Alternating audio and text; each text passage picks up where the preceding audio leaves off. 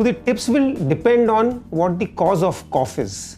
If a child has a dry cough, it's usually because of a sore throat.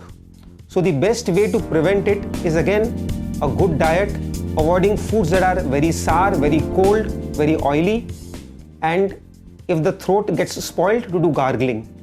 If it's a wet cough, it usually means that there is involvement of either the nasal sinuses or the chest.